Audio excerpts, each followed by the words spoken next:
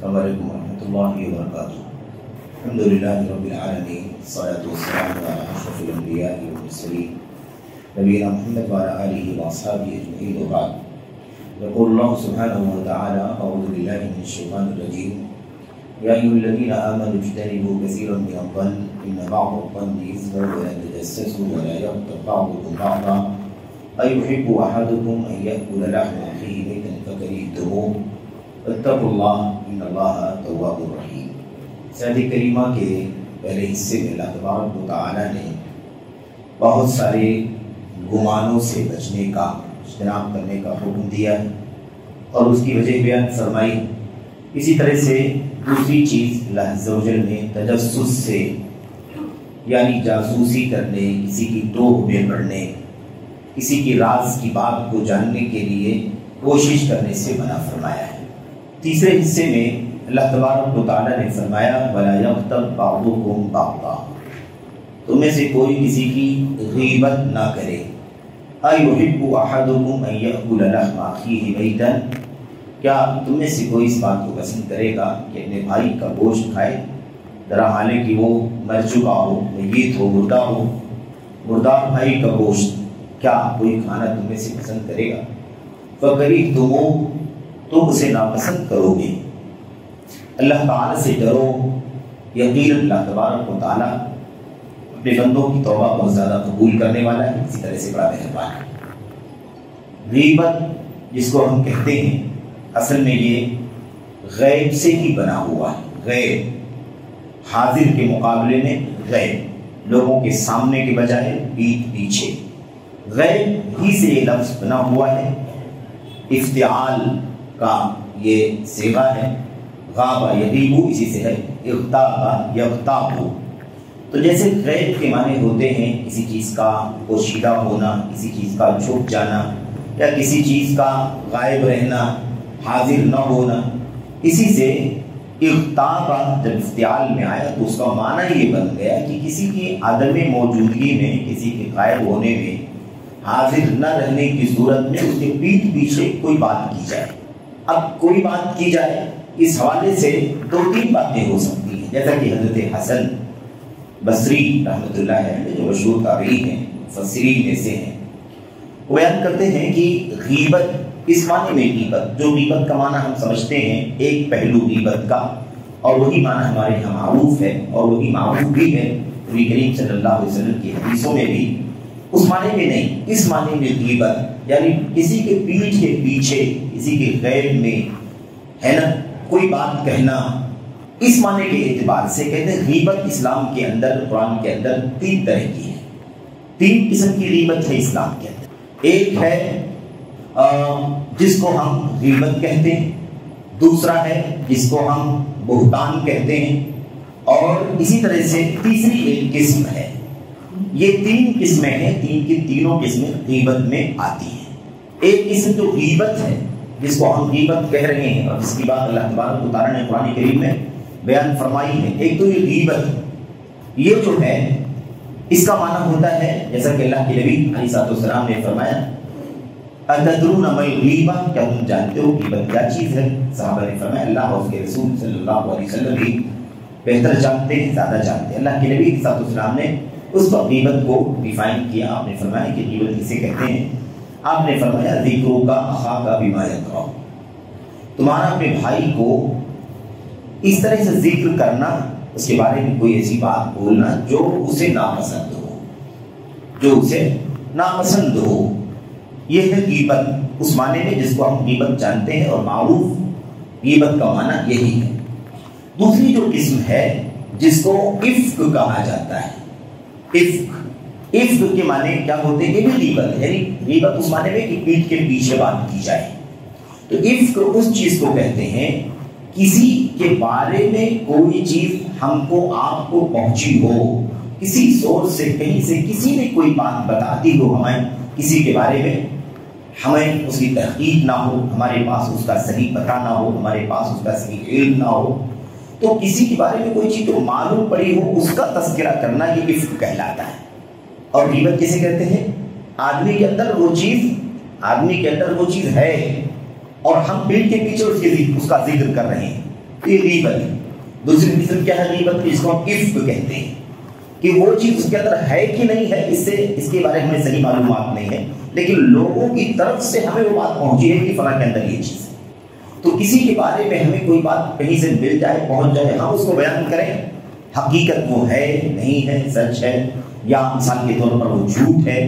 حقیقت کے موافق ہے، حقیقت کے خلاف ہے، اسے قطع نظر، اور وہ بات ہم کہیں گے اس آدمی کے بارے میں جس کے بارے میں ہمیں وہ بات پہنچی ہے، تو اس کو افک کہا جائے گا۔ تیسری قسم ہے بہتان۔ بہتان کسے کہتے ہیں؟ کسی شخص کے بارے میں ایسی بات بولنا جس کے بارے میں وہ چیز کسی بھی طرح سے موجود نہ ہو، جس کو ہم لوگ الزام لگانا کہتے ہیں، تہمت لگانا، بہتان لگانا، کسی کے سر کوئی بات جوڑ دینا، کسی کے حوالے سے کوئی بات لگا دینا جبکہ وہ چیز اس کے اندر نہیں پائی جاتی ہے۔ تو اس طرح سے یہ تین چیزیں ہو گئی۔ پہلی چیز ہے غیبت۔ غیبت یعنی کسی کے بارے میں کوئی ایسی بات بولنا جو اس کے اندر موجود ہے لیکن اس کے پیٹھ کے پیچھے بول رہے ہیں، اس لیے وہ چیز کیا ہے؟ غیبت کہلائے گی۔ دوسری قسم وہی ہے جس کو ہم افک کہتے ہیں، کسی کے بارے میں کوئی چیز ہم کو پہنچی ہے، کہیں سے ملی ہے، کسی کے بارے میں کچھ پتا چلا ہے، ہمیں اس کی کوئی تحقیق نہیں ہے اور ہم وہ بات بیان کریں گے تو یہ افک کہلائے گا۔ تیسری چیز حتمی طور پر کسی کے بارے میں کوئی چیز ہمیں سرے سے نہیں معلوم ہے اور ایسی کوئی بات معروف نہیں ہے، پتہ نہیں ہے کہیں سے بھی، اور ہم اس کے بارے میں بات بولیں کہ فلاں نے ایسا کیا، فلاں نے ایسا کہا، فلاں سے متعلق یہ مسئلہ ہے، اس چیز کو ہم بہتان کہتے ہیں۔ تو یہ کہتے ہیں تین شکلیں ہیں غیبت کی، یعنی پیٹھ پیچھے کسی کے بارے میں کوئی بات کہنے کے سلسلے میں اسلام کے اندر یہ تین شکلیں موجود ہیں۔ وہ تین کی تینوں شکلیں کیا ہیں؟ حرام۔ تین کی تینوں شکلیں جائز نہیں ہیں، حرام ہے یہ۔ تو اللہ تبارک و تعالیٰ نے جو بات بیان فرمائی بڑی صراحت کے ساتھ، تم میں سے کوئی کسی کی غیبت نہ کرے۔ اگر صحیح معنوں میں اس آیت کریمہ کو ہم سمجھیں تو اس میں یہ تینوں چیزیں آ جاتی ہیں، بہتان بھی آ جاتا ہے اور ایسے ہی افک بھی آ جاتا ہے اور ایسے ہی اس کے اندر وہ معروف غیبت بھی آ جاتی ہے جو ہم اور آپ جانتے ہیں۔ تو کوئی کسی کے پیٹھ کے پیچھے کوئی بات نہ کرے، کوئی کسی کی غیبت نہ کرے، یعنی اس کے غیب میں، اس کی عدم موجودگی میں اس کے بارے میں کوئی بات نہ بولے۔ تو کوئی بات اس کے اندر موجود ہو تو بھی اس کی پیٹھ پیچھے نہ بولے۔ کوئی چیز کسی چیز کی کوئی بات کسی کے بارے میں کہیں سے اڑتی ہوئی ہم کو پہنچ گئی ہو، مل گئی ہو، کوئی تحقیق نہ ہو تو بھی وہ بات اس کے بارے میں نہ بولے۔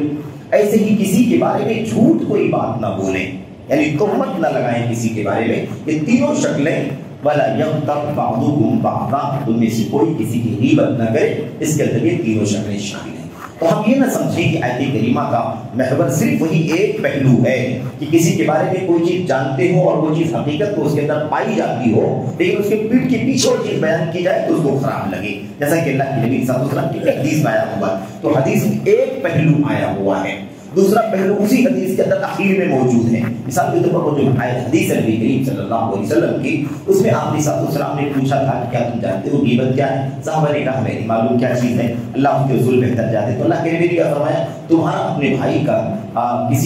تمہارا اپنے بھائی کے بارے میں ایسی بات کہنا، ذکر کرنا، تمہارا اپنے بھائی کو اس طرح سے ذکر کرنا کہ وہ اسے ناپسند ہو۔ اس کے بعد صحابی رسول صلی اللہ علیہ وسلم نے کیا کہا؟ اللہ کے نبی اگر وہ بات جو میں اپنے بھائی کے بارے میں اس کے پیٹھ کے پیچھے کہہ رہا ہوں اگر وہ بات سچی ہو، واقعی اس کے اندر پائی جاتی ہو تو آپ نے فرمایا اسی کی بات کر رہا ہوں، اسی کو غیبت کہتے ہیں، اسی کو غیبت کہتے ہیں۔ اگر وہ چیز اس کے اندر نہ پائی جاتی ہو تو اس کو بہتان کہتے ہیں۔ اگر وہ چیز اس کے اندر نہ پائی جاتی ہو تو بہتان کہتے ہیں، تہمت لگانا کہتے ہیں، الزام لگانا کہتے ہیں، یعنی وہ چیز ہے نہیں اس کے اندر لیکن ہم اس کے اوپر وہ چیز اس کے ساتھ ہم اس کو جوڑ دے رہے ہیں کہ فلاں نے یہ کام کرا، یہ کام کیا ہے، فلاں نے بات کہی۔ تو یہ دونوں شکلیں اس کے اندر آ گئی۔ تیسری شکل کیا ہے؟ افک کی بات ہے۔ قرآن کریم کی کئی جگہوں پر افک کا لفظ آیا ہوا ہے۔ مشہور جو واقعہ ام المؤمنین عائشہ صدیقہ رضی اللہ تعالیٰ عنہا کا ہے، اس سیاق میں اللہ تبارک و تعالیٰ نے فرمایا ان الذین جاؤوا بالافک عصبۃ منکم، جن لوگوں نے افک کا کام کیا ہے یعنی اما عائشہ رضی اللہ تعالیٰ عنہا کے سلسلے میں وہ بات کہی ہے جو پھیل گئی ہے لیکن اس کی تحقیق نہیں ہے اور اسے لوگوں نے پھیلا دیا ہے، یعنی بنانے والوں نے بنا دیا اور اس کے بعد لوگوں نے بلا تحقیق اسے پھیلا دیا، پھر اس کے بعد ان لوگوں کے بارے میں وعیدیں اللہ تبارک و تعالیٰ نے بیان فرمائی ہے۔ تو یہ تینوں شکلیں ہیں جو غیب سے لفظ سے بنی ہوئی ہیں اور غیبت کے اندر بھی تینوں شکلیں آتی ہیں۔ اس کی معروف شکل کہ کسی کے بارے میں کوئی چیز معلوم ہو کہ یہ چیز، یہ عیب، یہ برائی، یہ کمی، یہ گناہ، یہ معصیت فلاں شخص کے اندر موجود ہے، لیکن وہی بات ہم اس کے سامنے اس سے کہنے کے بجائے، ہے نا، اس سے کہنے کے بجائے ہم پیٹھ پیچھے، اس کے پیٹھ پیچھے دوسرے لوگوں سے کہہ رہے ہوں،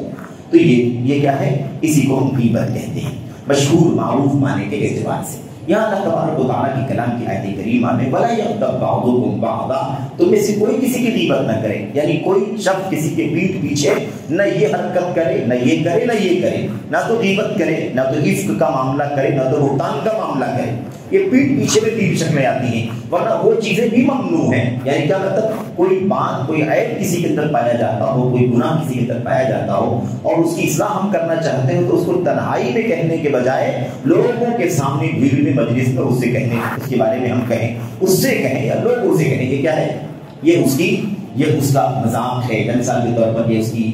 دل آزاری ہے، یا اس کو رسوا کرنا ہے، یہ چیز بھی منع ہے، لیکن اس کا تعلق غیب سے نہیں ہے، اس میں غیبت میں نہیں آتی یہ چیز، کیونکہ سامنے سامنے بات ہوتی ہے، یہ جرم ہے، گناہ کا کام ہے، لیکن غیبت کے دائرے میں نہیں آتا، بلکہ حاضر میں لوگ اس کے سامنے یہ بات کہی جا رہی ہے، یہ دوسرے دلائل کے مطابق یہ چیز منع ہے۔ اللہ کے نبی صلی اللہ علیہ وسلم نے فرمایا کہ خلوت میں کوئی بات ہونی چاہیے، خلوت میں تنہائی میں کوئی بات نصیحت کی جانی چاہیے، اور یہ بھی نبی کریم صلی اللہ علیہ وسلم کی دعوت کا، آپ کی اصلاح حال کا یہ اصول ہے۔ اللہ کے نبی صلی اللہ علیہ وسلم منبر پر کھڑے ہوتے تو آپ فرماتے ما بال اقوام یفعلون کذا وکذا، کچھ لوگ کیوں ایسی چیز کرتے ہیں، کیا بات ہے، کیا مسئلہ ہے کہ کچھ لوگ ایسا کام کر رہے ہیں، کچھ لوگوں کا کیا معاملہ ہے کہ وہ اس طرح کی حرکتیں کر رہے ہیں۔ یعنی کیا مطلب؟ آپ صلی اللہ علیہ وسلم کسی کا نام لیے بغیر، لوگوں کے بیچ میں کسی کا نام ذکر کیے بغیر، آپ اس انداز سے یہ بات کہتے تھے کہ جس کے اندر وہ غلطی پائی جاتی ہے وہ اپنی اصلاح کر لے، جو گناہ پایا جاتا ہے وہ اپنی اصلاح کر لے، سدھار کر لے،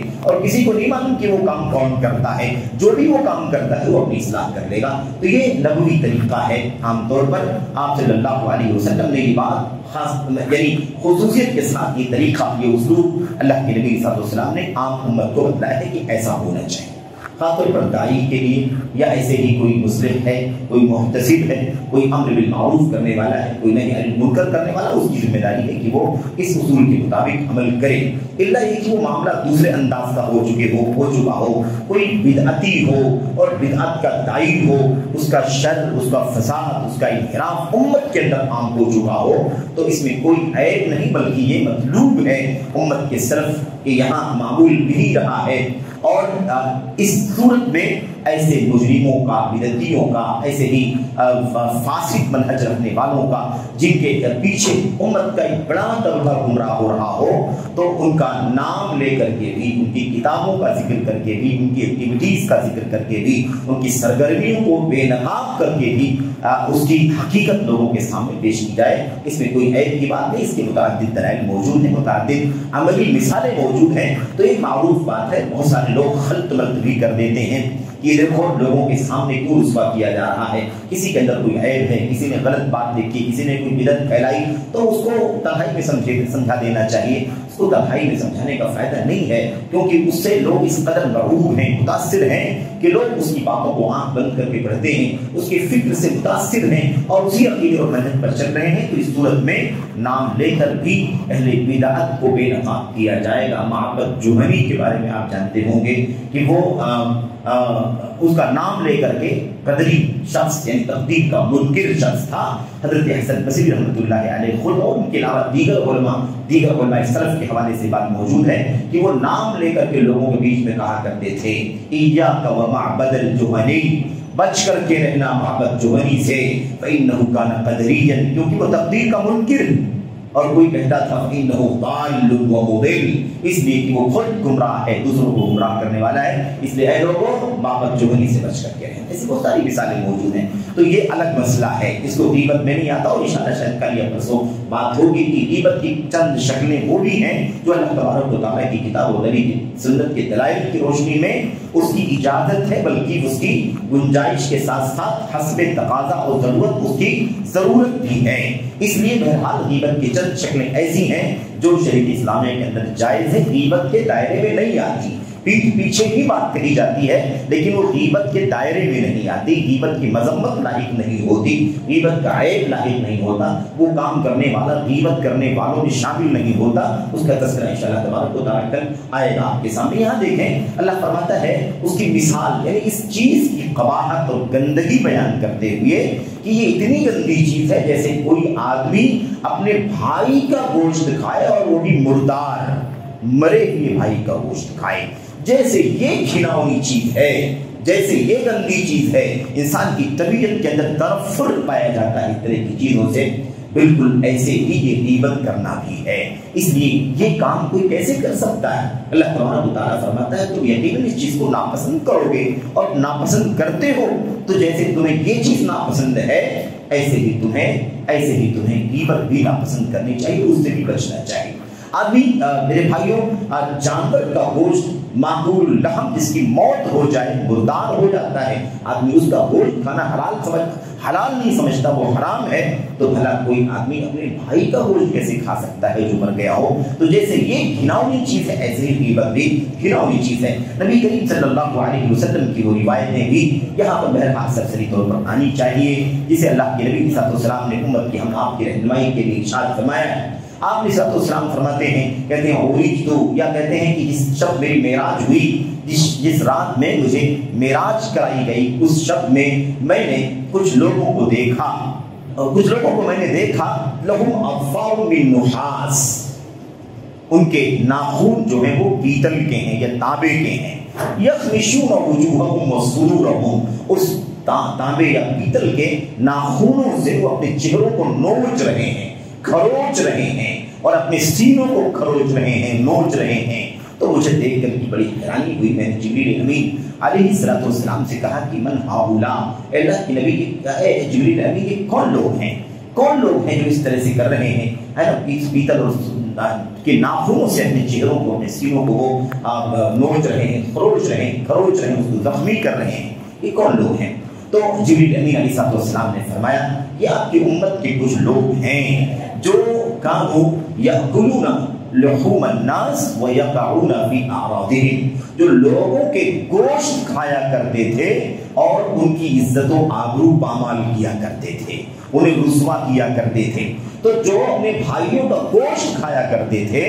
یعنی اپنے بھائیوں کی غیبت کیا کرتے تھے، مسلمان بھائی کی بات ہو رہی ہے، اپنے سگے اور خون کے بھائی کی بات نہیں ہو رہی ہے۔ مثال میں اللہ تبارک و تعالیٰ نے سمجھایا کہ گھناؤنی اتنی چیز ہے یہ غیبت، جیسے کوئی آدمی اپنے بھائی کا گوشت کھائے۔ تو آپ علیہ السلام کو حضرت جبریل علیہ السلام نے فرمایا کہ یہ مجرم جو ہیں یہ کون ہے؟ یہ دراصل غیبت کرنے والے ہیں، یہ پیٹھ پیچھے لوگوں کی عزتوں سے کھیلنے والے ہیں، پیٹھ پیچھے لوگوں کی برائیاں کرنے والے ہیں، انہیں بے عزت کرنے والے ہیں۔ وہ ہیں وہ برائیاں ان کے اندر، لیکن وہ چیز پیٹھ پیچھے کہتے ہیں، لوگوں کے سامنے بیان کرتے ہیں۔ تو یہ بہرحال فضیلت ہوتی ہے۔ اگر وہی چیز تنہائی کوئی شخص سے کہہ دی جائے تو شاید وہ اپنی اصلاح کر لے، یا نہ بھی اصلاح کرے تو وہ نصیحت ہوگی، وہ فضیلت نہیں ہوگی، بے عزتی نہیں ہوگی، اور وہ چیز فائدے مند ہو جائے گی۔ تو یہ جرم ہے ان کا، اس کی سزا اللہ تبارک و تعالیٰ خود ان کے اپنے ہاتھوں سے، ان کے اپنے انگلیوں سے، ناخنوں سے انہیں دے رہا ہے، اور یہ سلسلہ چلتا رہے گا ان کے ساتھ میں۔ بہرحال اللہ کے نبی علیہ السلام نے اور بھی بہت ساری حدیثیں اس حوالے سے بیان فرمائی ہیں۔ ایک روایت ذرا سا لمبی ہے جو حضرت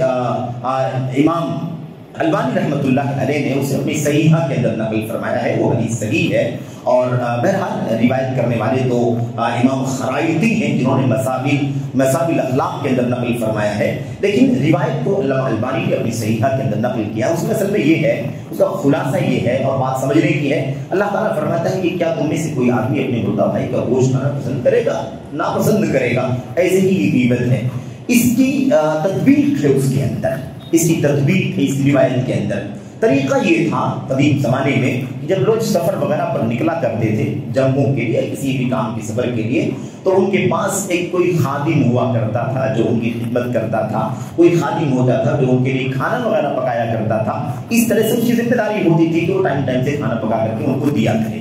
بہرحال اسی سفر میں، اسی قافلے میں نبی کریم صلی اللہ علیہ وسلم بھی تھے، آپ کے صحابہ کرام کی بڑی تعداد تھی، ابو بکر و عمر صاحبین رضی اللہ تعالیٰ عنہ یہ سب لوگ موجود تھے۔ روایت میں اصل میں یہ ہے کہ ایک خادم تھا جو ابو بکر اور عمر رضی اللہ تعالیٰ عنہما کا کھانا بنانے پر معمور تھا، اس کا کام یہ تھا کہ ان کی خدمت کرے اور کھانا بنائے۔ اس میں ہوا کیا کہ وہ ایک دن جو ہے وہ سو گیا، وہ جو خادم تھا کھانا بنانے والا وہ سو گیا، اور سو گیا، کافی تاخیر ہو گئی اور ان کا کھانا نہیں بنا سکا۔ اس کے بعد چلا یہ ہوا کہ کافی تاخیر ہو گئی ہے، تو ان لوگوں نے کسی کو بھیجا کہ جاؤ دیکھو کیا مسئلہ ہے۔ اس نے آ کر کے بتایا کہ سو رہے ہیں، انہوں نے خود بھی آ کر کے اس کو جگایا لیکن وہ جاگا نہیں۔ اس کے بعد کافی دیر کے بعد وہ اٹھا۔ ہوا یہ کہ جب وہ اسے اٹھایا گیا، سو رہا تھا نہیں اٹھا، تو اس وقت جو ہے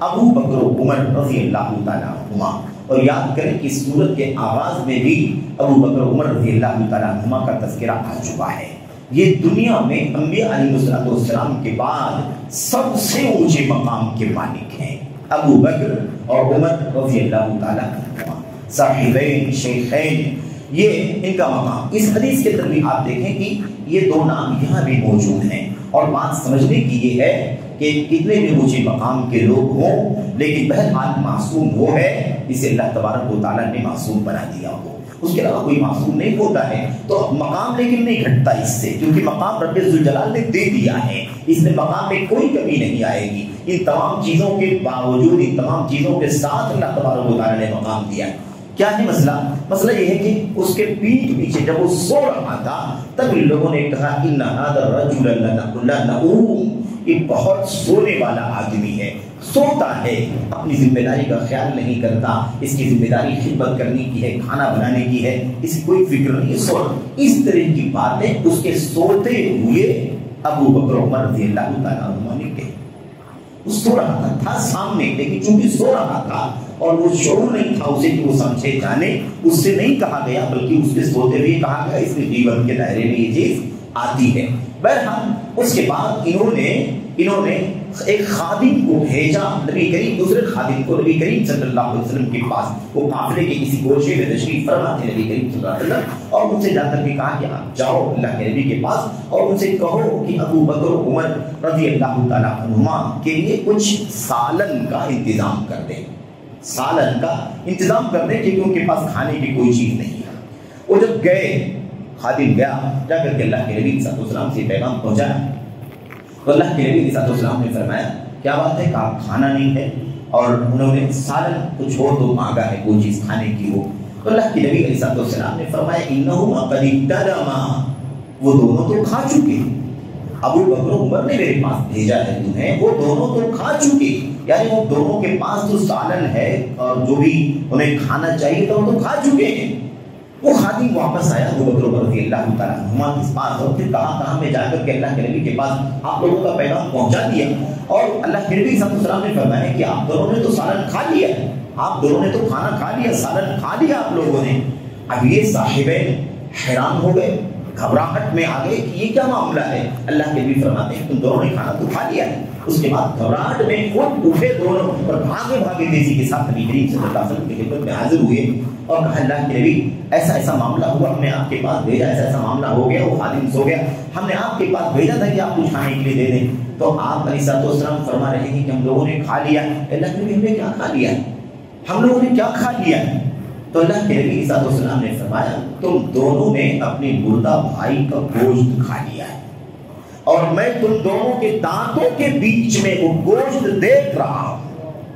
اللہ کے نبی صلی اللہ علیہ وسلم سخت ناراضگی کا اظہار کیا۔ اس سے بھی معلوم پڑتا ہے کہ شخصیت مقام کتنا بھی اونچا ہو، لیکن جو اصل ذمہ دار ہے، بڑا ہے، ولی امر ہے، ذمہ دار ہے، وہ اس بات کا حق رکھتا ہے کہ ان معززین کو بھی تنبیہ کرے۔ اللہ کے نبی صلی اللہ علیہ وسلم نے فرمایا کہ میں بین ثنایاکم تمہارے دانتوں کے بیچ میں گوشت کے اثرات دیکھ رہا ہوں، اس کے بقایا جات دیکھ رہا ہوں، تم لوگوں نے کھا لیا۔ اور اللہ کے نبی صلی اللہ علیہ وسلم کیا مسئلہ ہوا، کیا تم لوگوں نے، آپ نے فرمایا کیا تم لوگوں نے اپنے خادم کے سوتے بھی اس کے پیٹھ پیچھے یہ بات بولی ہے کہ نہیں بولی؟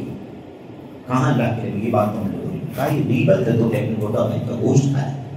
تو ایحب احدکم ان یاکل لحم اخیہ میتا فکرہتموہ، اللہ تبارک و تعالیٰ فرماتا ہے واتقوا اللہ، اللہ تبارک و تعالیٰ سے ڈرو،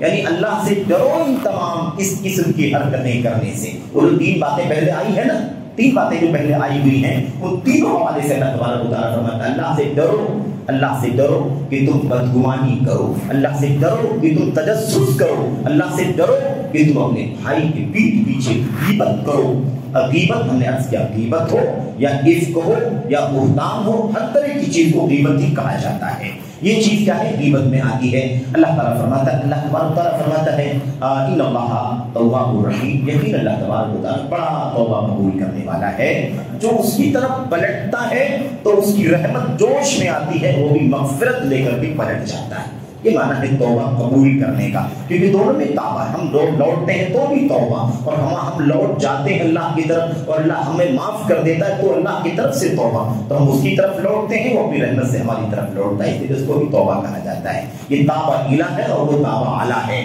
ہم اللہ کی طرف توبہ کرتے ہیں تو توبہ الہ ہوتا ہے، اور جب اللہ تبارک و تعالیٰ ہماری توبہ قبول فرماتا ہے تو توبہ اعلیٰ ہوتا ہے۔ بہرحال الرحیم تواب الرحیم، بڑا توبہ قبول کرنے والا ہے، بڑا مہربان ہے۔ تو اللہ سے دعا کریں کہ اللہ تبارک و تعالیٰ ہمیں اپنی زندگیوں میں ان تمام قسموں کی غیبت سے بچنے کی توفیق عطا فرمائے، تجسس سے بچنے کی توفیق عطا فرمائے، بدگمانی سے بچنے کی توفیق عطا فرمائے۔ اللہ تبارک و تعالیٰ ہمیں تمام پہلوؤں سے ہمیں اپنی عملی زندگی میں عملی طور پر تقوی کی توفیق عطا فرمائے، تاکہ اللہ تبارک و تعالیٰ ہماری توبہ قبول فرما دے اور ہمیں اپنی رحمت میں جگہ عطا فرما دے۔ آمین یا رب العالمین۔ صلی اللہ علیہ وسلم وبارک علی نبینا محمد وعلی آلہ وصحبہ اجمعین۔ السلام علیکم ورحمۃ اللہ۔